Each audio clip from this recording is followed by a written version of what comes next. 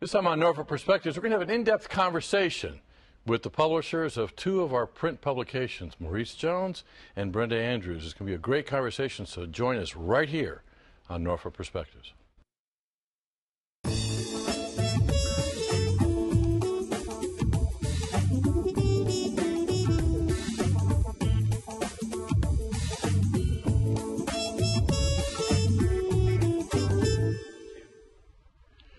Welcome to Norfolk Perspectives. I'm Bob Batcher. Yes, I didn't mention this publication because I was hoping you'd stay tuned to find out who they are. But Maurice Jones with the Virginian Pilot, how's it going? It's well, thank you. And Brenda Andrews with the New Journal and Guide. Yes, the New Journal and Guide. I was going to say, now, we're going to be talking in the second segment about the New Journal and Guide being 112. Well, then I'm going to ask you, how long do you stay new? Well, we've been new for the past 10 years. Okay. And before that, we were just the Journal and Guide. So we've been new in a new century. Now, the guy sitting next to you did the same thing, right? The paper hasn't always been the Virginian Pilot. No, although you can trace the origins back to 1865. Wow. Yeah. So. And you've asked me before we went on air, not either one of you. You guys are new employees compared to the time, right? That's right. Yes. We get that established from the get-go. Let's make sure of that. That's right. I wasn't there in 1865. And I wasn't there 112 years There you ago. go. Okay, we're set there. Now, which means you weren't there either in the old typeset days, right? True. That's right. But yet are things the same as they were back in the typeset days? Okay, as a reader, I sit there and I go to my Hampton Roads section first. Or in yours, I go right to the front page and then see where my ad might be too. But I go, I have this logic that I follow. What kind of logic do you all use in putting that paper together, though? And is it the same as it was when it was typeset? Well, that's a good question. Since we weren't around when it was typeset, we read really about can't. it, We can't speak accurately to that. But I think certainly that when we do the print edition of the paper, we're still following certain standards. We're following certain sections. We're following things that have been done forever. We're doing headlines. We're doing stories. We're making decisions about where information should go, whether it should go on the front page, in the middle of the paper, not at all in the paper, in the back of the paper. Okay. I think that's right. Now, for us, there are some eternal things, right? Which back then, just as now, we were trying to give people particularly the local news, right? We wanted to make sure that we concentrated on what's going on here locally and to be real focused on that. That's still our focus today. Our focus now is we try to put together a comprehensive package for folks, but at the end of the day, our franchise, it's what's happening locally. So on the front page, you see some national news, but if there's a driving story, a big story locally. Yes. Do you try to pay attention to who's reading the paper and what they might be in? I mean, we do. You have to. You have to be aware of who's reading the paper and responding to what your audience is interested in reading. I mean, we can't make decisions about what news is unless we know what people consider news and how they want to receive it. Okay, let me ask the big one now. Is newspaper publishing journalism, social responsibility, or is it a business? Okay, I'm going to let you go. What are my options again? Okay, is social obligation a business or the pure sense of journalism? It's all of the above. It's all of the above. And that's the balance. The Catholic nuns have a saying, no margin, no mission. Right, you have to have an excellent business if you're going to do the journalism, right? So you have to find a way to both produce excellent journalism and an excellent business. Otherwise, you won't have a sustainable, viable enterprise. And so, yeah, you've got to do all of the above. Yeah, I agree. And at the Journal and Guide, I think our purpose and our mission is a little different than a daily newspaper. So while we are definitely a business, in business to make business and make money, our primary focus, though, is more in the social advocacy area of journalism. And that Okay. puts us in a little bit of a different category than a daily newspaper. But all of the above. And yet, there have been times where you've actually referenced a quote from the pilot. So I mean, you recognize too. So that way, you can take a story Oh, yes. a little bit different angle. Oh, well, that's perspective, and that's why we exist. That's why the Journaling Guide exists, to offer a different perspective on perhaps the same issue that may be addressed in the mainstream daily newspaper. So And by the way, we offer a different perspective than the New York Times often on the very same story. So when we cover healthcare, we try, and healthcare reform, we try to come at it through the lens of Hampton Roads. Okay. got it. Same subject, same theme, but we got to be relevant to our readers and viewers. And so, yeah, we filter it through the local perspective. Well, keep the reader comfortable with what they're reading. And I want to talk to you later on in the show about that, because you mentioned margins. Oh, yeah. You've changed your margins. You've changed your Oh, print. yeah. Same thing We here. have. So I tell you what, when we come back, Brenda, I want to talk to you about the Journaling Guide and, Okay. and your relationship with them. And Maurice, you're going to be back in the third segment. Okay. Okay. Deal. So stay tuned. We got a whole lot more with two great publishers. Stay tuned.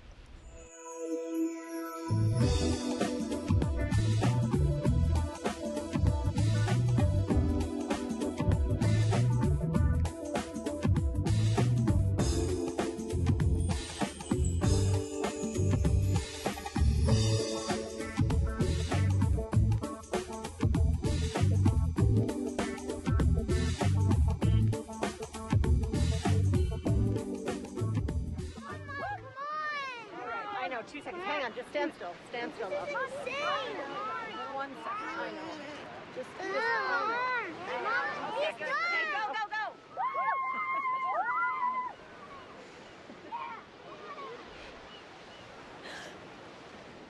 No. Boys, hang on, boys. You don't have to be perfect to be a perfect parent. There are thousands of children in foster care who will take you just as you are. Welcome back to Norfolk Perspectives. Like I said, we're going to be talking about with Brenda this segment, and then Maurice Jones will be back. So, Brenda, let me ask you, you got the daily paper, and you mentioned in the first segment that you've got that special mission. How do you see that? Actually, I see it as the most important part of the paper. We are a community paper, and so our primary focus, our primary mission is to be a voice for the community, and in the historic context of the black press, to be a place where people can see themselves as they like to see themselves, as people who do things that everybody does, people who go to church, people who have children, people who get married, people who have social events. But beyond that, also people who have special concerns and special issues that have to be addressed only from the perspective of who we are as African American people. Well, like I mentioned, sometimes I've seen articles that were in the pilot, and then I read your paper every week, and yet you do have a different perspective. But am I your audience? Yes, you're my Okay. audience if you want to have an understanding of what people of a different culture and a different background are thinking and doing. You know, we think of Black History Month, for example, we're Right. just getting out of it, as a time where we celebrate black achievements and black contributions.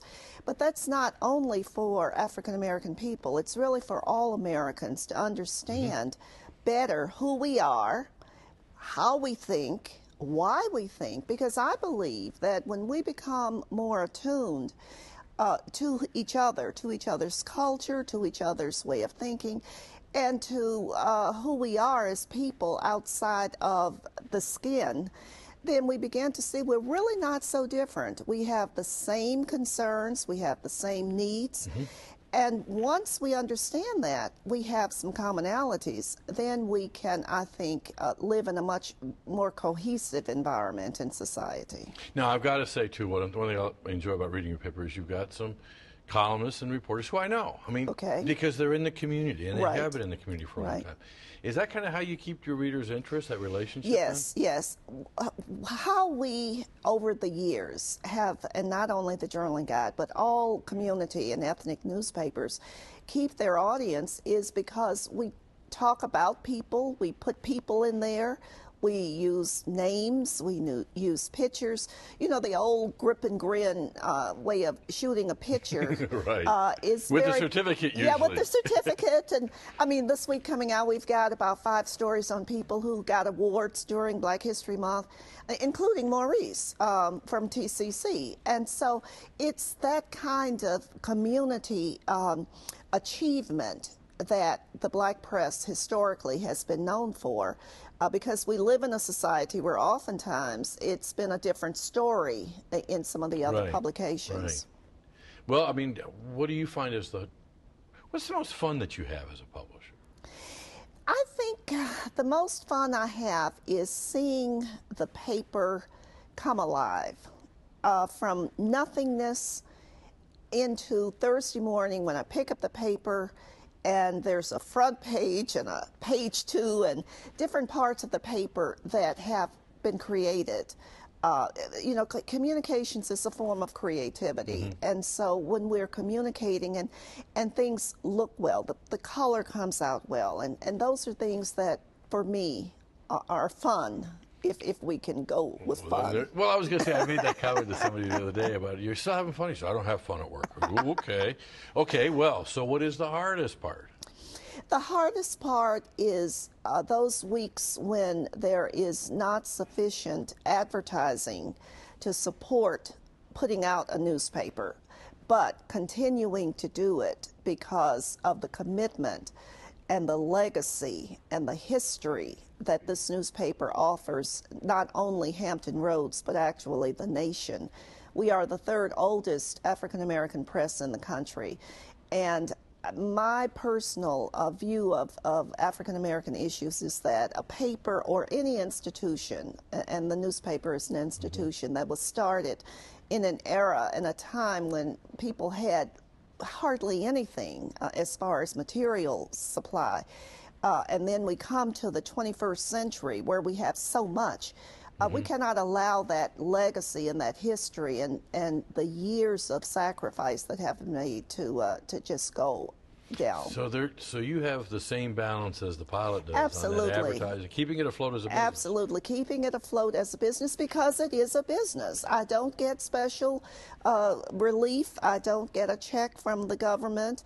I have to make sure that my lights are on, and everything I do is done as a professional, for-profit business. Now, I want to say it one more time. You've not been the publisher for 112 years. So Got that. having established that, what was your background? What drove you to... I was in the U.S. Army for a short time in the public affairs, public relations field, and when I left, I was at the Pentagon for 2 years and in Germany for 2 years. And when I left there, I came here to visit. I still have family here. And met the then publisher and owner of the paper, who was looking for someone to assist him since his daughter was getting married and leaving. And I just kind of said, okay, I'll do this for a couple of years. That was 1982. Wow. So now, but the people prior to you, there was a family-run operation, right? Well, it was the Young family owned the paper and ran it for about 60 years. And then it was sold by the last of the Young family, and from that point, it was sold 3 more times. I'm the 4th owner since the Young family, and the first woman. Wow. So there's a heritage to follow, but there's Absolutely. a future. And when you come back on, we're going to come back, and I want to talk in the segment after Maurice, because Maurice is with a family-run operation too, isn't he? Yeah. Little family. Little I want to talk a little bit about what you see as the future when we come back. Okay.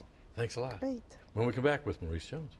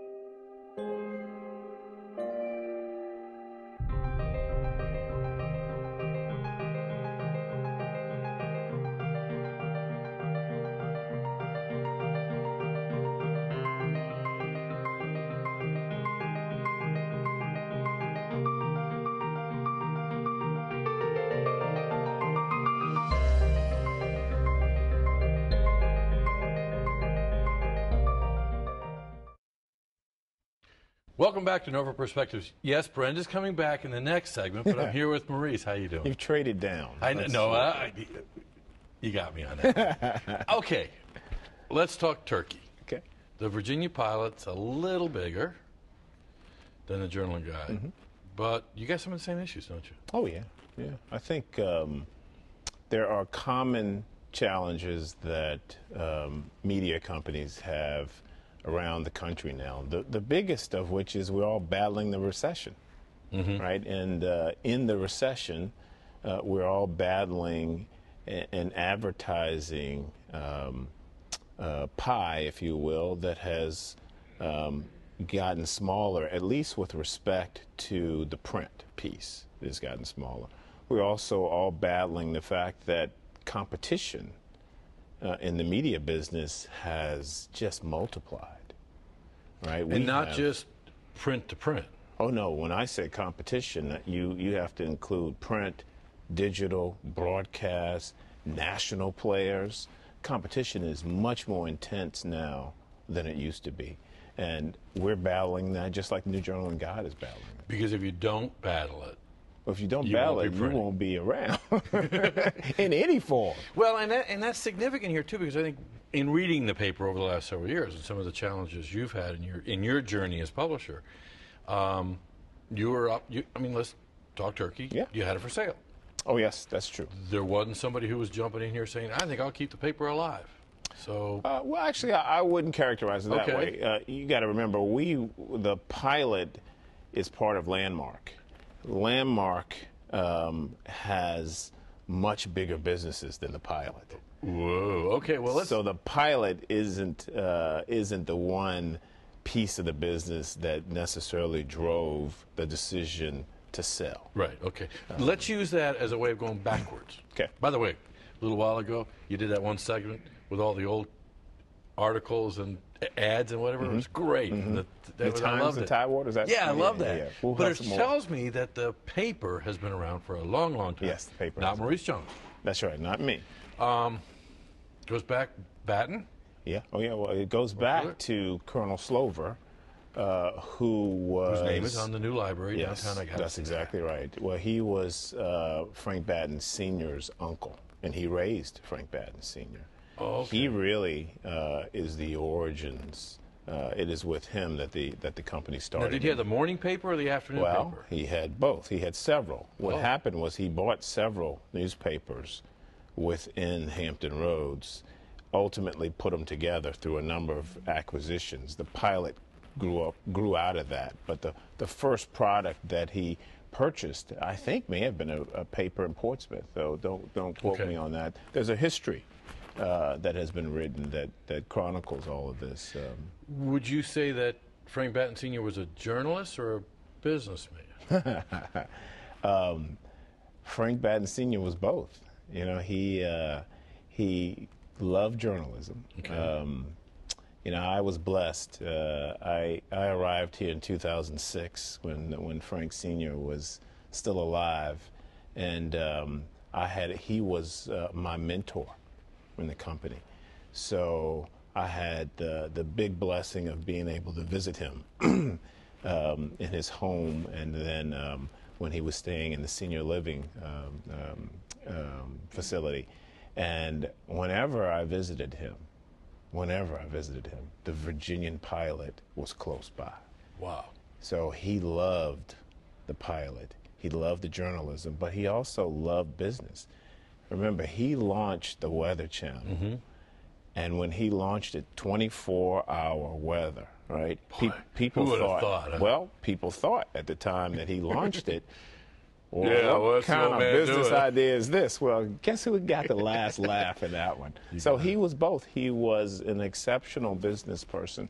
He was also someone who loved and had a passion for journalism as a vocation, as a public service, and as a business.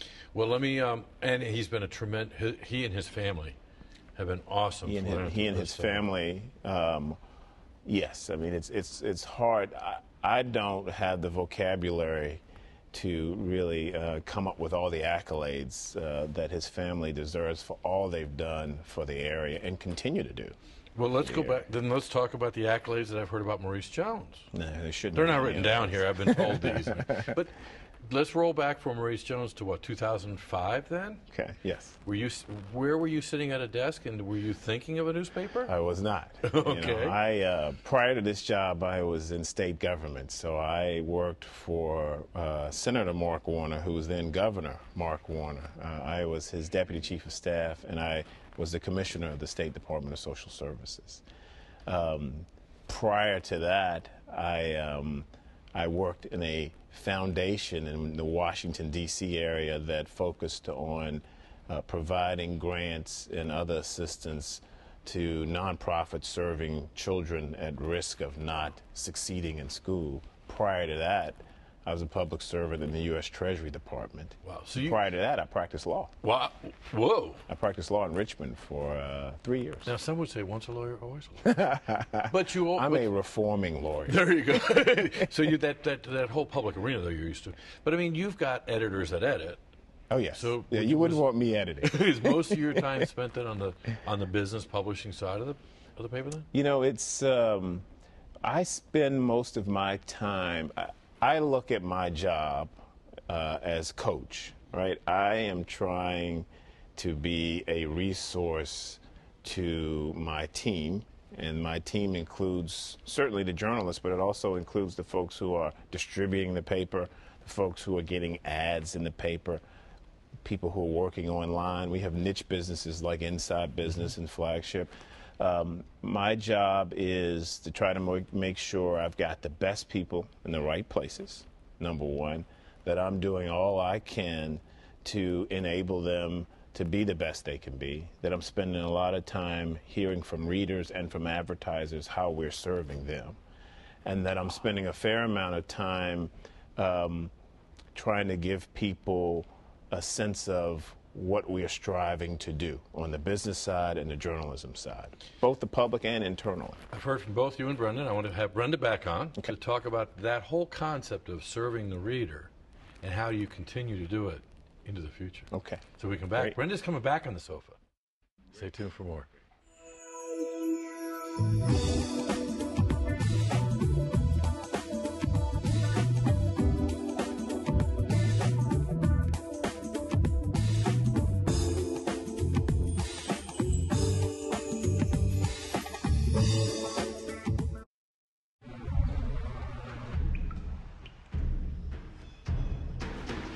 The pain will not control us. It will never break us, define us, or keep us still. Because arthritis can't beat us if we beat it first. In the fight against arthritis, you need a weapon. What's yours? Visit the Arthritis Foundation at fightarthritispain.org. Welcome back to Norfolk Perspectives. This has been a fantastic conversation with two publishers in town, Maurice Jones and Brenda Andrews. And if you haven't seen the earlier part of the show, rewind and watch it or catch it next time it's on. Okay, that's backwards, but let's talk forward. Okay. We've talked about servicing the reader and the business side. I mean, if you got to meet the needs, but what does the reader look like today versus when you first took over, do you think? I don't think there's really a whole lot of difference. It's when you're talking about what the reader of the past or the present. I think they want to be entertained. They want to be informed. They want to be given information that they can trust in and believe in, and that's what has kept us going for 112 years, to develop that kind of relationship with the community that if you see it in the guide, it's been researched to the point that it's true. And so we want to make sure what we put in is true, as does every publication. Mm-hmm. That's who we are. Sometimes we may fall a little short, but because we're human. But I think that readers are still looking to to be entertained. Sometimes they're not quite sure what they want, you know. But it's like It's important that we understand. yeah, you know, it's like, why doesn't Johnny read? It's not that Johnny can't read. It's Johnny doesn't want to read, and so you know, it's you just do the best you can. I think for us, what is probably different now versus 20 years ago, I wouldn't say since 2006 is probably about the same, is we have 40 and under readers reading us online. We have 40 and over readers reading us more in print. So I think what you're seeing is the audience choosing which platform they want to view the data on. And I'm agnostic about that. I really don't care which, I just want you to read us. And if you prefer to read us in print, then we're going to try to provide the best print product that we can provide. If you prefer to read us online, then we're going to try to provide the best online product. But that's, I think, what you see that happening in all over the business. You're seeing the digital piece. You're seeing now the mobile piece. So the iPad now is a significant factor for us, and we are now trying to get on all of these e-tablets as well. And I think you're going to see more of that. That's the right. trend, with the younger market being much more mobile I think that's right. than the old. And see, we have an older market in the black press, people who remember and are familiar with the day, back in the day kind of thing. And so our challenge is to reach that younger market and let them know that there is still a place for them too in the black press. So that's our big challenge. Well, I promised Maurice I'd ask him this question. I've got to ask this question, but I probably shouldn't because you clumped me in the 40 plus. Thank you for that. There's a comfort level. I trust what I read in the paper. What happened to my green sheet? The green I mean, sheet. because you're going to have to make changes, right? Yes, yes. The green sheet, I should say for all of your audience, went away before I got here.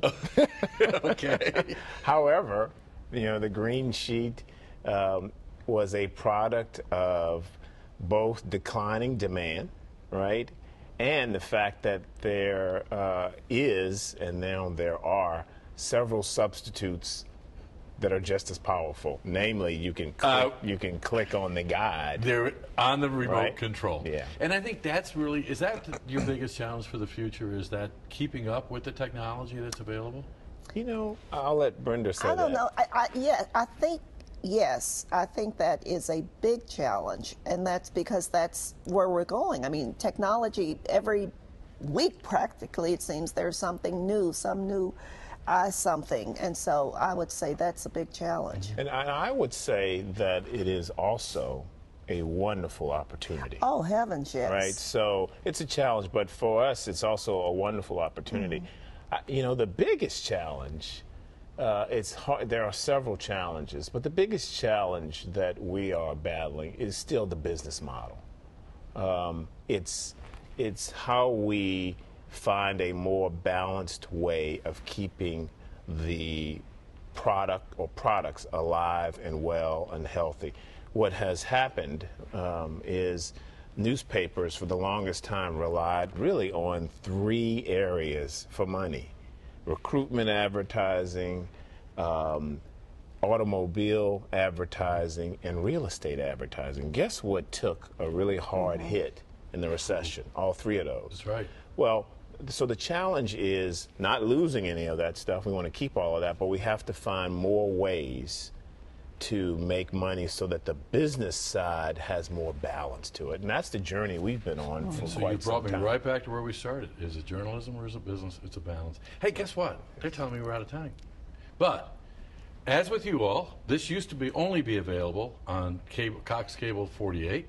It's now available on Norfolk.gov, YouTube, Norfolk TV, and hopefully you guys will put it on your web pages too. Yep. So the channel's all over the place. Thank you for joining us and talking about how people can get information and what journalism really means today, right here in Hampton Roads and Norfolk. Thanks for having Thanks a us. lot. Thanks. And thanks for joining us.